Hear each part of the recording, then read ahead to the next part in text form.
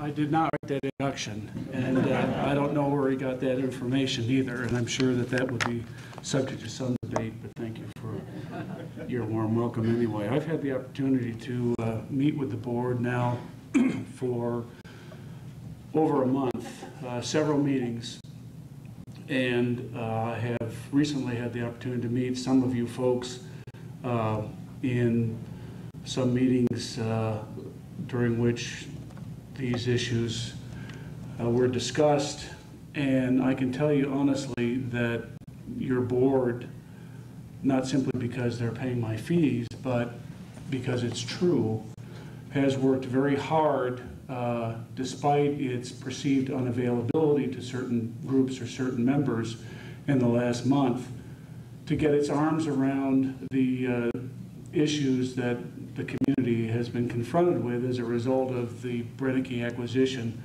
of what has been characterized as the golf club. I don't think that anyone in this room ever contemplated, either at the time that you folks were looking at the land that you ultimately bought, or during the period of time that you've had the privilege of living in Broken Top, that you would ever be confronted with a situation like this.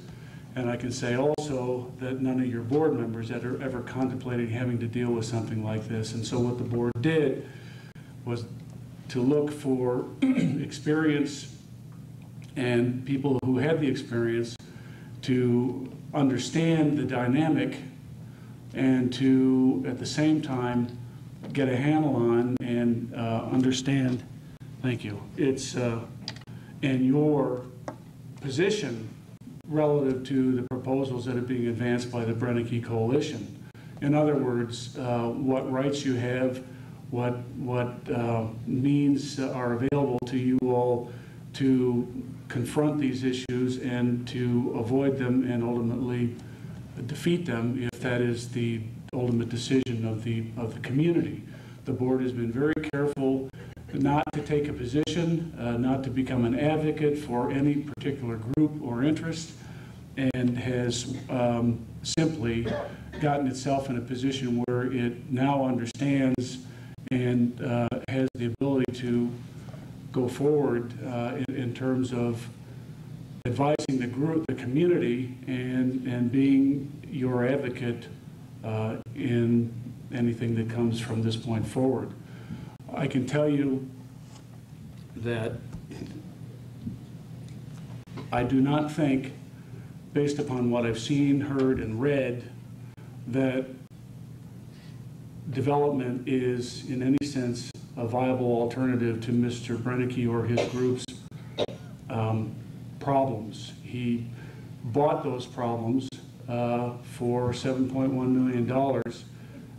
He bought 200 acres of probably the choicest development property in all of Central Oregon, if not the state, for pennies on the dollar, and knowing full well that there were substantial profits to be made if he could convince this community to allow him to dramatically change the complexion of your community and allow him to turn it into something that it isn't and it wasn't when you bought it.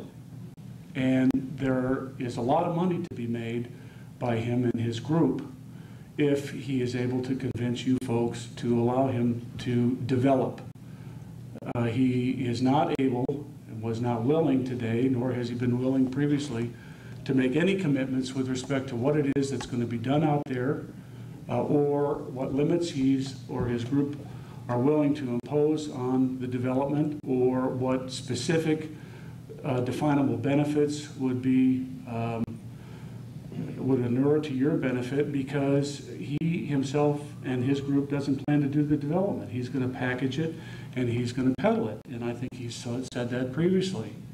And development may be a solution to his problem, but I think from what I've seen and from what I've heard in talking to you, many of you folks, all it's going to do is open a Pandora's box and create enormous problems for you. I think it's important for you to realize also that, in our opinion, legally, and I'm willing to make a commitment in terms of legal issues, although he was unwilling, that it would be very, very, very difficult, if not impossible, for anyone to achieve modified master plan approval in this community for that kind of development or anything remotely close to that. There are a number of legal hurdles in the land use arena, as well as in what would be called court proceedings, where any one of you could challenge that. And it would be something that would take years and years and years and hundreds of thousands, if not millions of dollars in attorney fees to affect that. And I can tell you from my experience, having done this for 32 years, that there is not a developer around that would be willing to invest that kind of money and that time in a project. And that's why he's trying very, very hard to get you to consent to the concept of development so he can package that and go forward. I can tell you that unless and until Mr. Brennicky and his group get the message loud and clear that your community is not interested in development in any sense of the word, he is not going to be willing to negotiate with you, or with anyone for that matter, for the sale of what he purchased at a price that makes any sense at all to those who would be purchasing the club. He sees 20 to 30, if not $40 million in profits out there if he can. Do you want some water, dear? Okay. All right. Yeah. Okay. And he's not going to give that up until he knows that that is an absolute dead end. Once that message is communicated to Mr. Brennicky and his group, at that particular point in time, he will realize that all he has is a golf club that loses $100,000 a month, which is precisely what he bought. And at that particular point in time, he will turn around and look for a way to mitigate his losses, both short-term and long-term. And he's going to want to get out of that situation. And unless and until you folks make it clear to him that you're not going to consent, that development is not an option, you aren't going to get to that particular point in time. I honestly believe in discussions, as a result of discussions that I've had with not only the board, but a number of people who live in your community, that there are logical, reasonable, very financially feasible alternatives to the economic problems that are associated with that golf club. The practical reality is that you folks have not really had to deal with that before, because the developer has picked up that tab, and the developer picked up that tab because the developer was selling lots at a premium and was willing to subsidize that golf course and golf club because they were making lots and lots of money selling the real estate to you. And now that the real estate has been sold and the profits are no longer available to the developer, the golf course is a financial problem, and nobody who owns it wants to continue in that kind of situation, and rightfully so. But nobody has ever come to the association or to the community and said, I have an amenity that really belongs to you. I may own it, but it's part and parcel of your community. That's what I told you when you bought your lots. That's what I told you when you built your homes. That's the reasonable expectation that all of you had when you bought into Broken Top. And we need to work together to figure out how to make this economically viable. 640 plus homes in your community, there is a very easy, practical way of resolving those problems. And development is not the answer. Development is only the answer for Mr. Brennicky because he wants those profits. So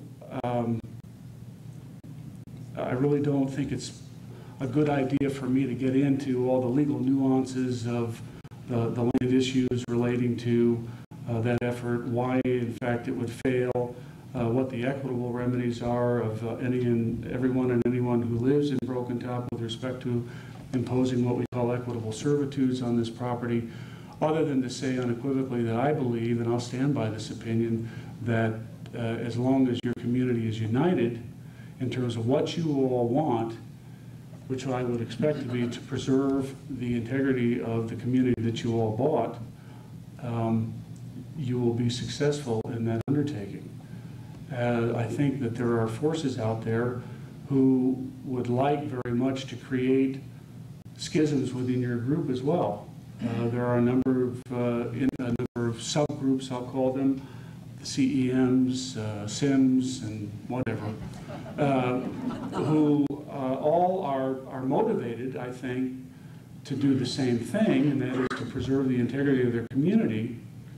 But what is happening is that Brennicky and others, who also may have some responsibility or liability if the development effort fails, are trying very hard to convince certain groups or certain members of certain groups that development is in fact a viable option.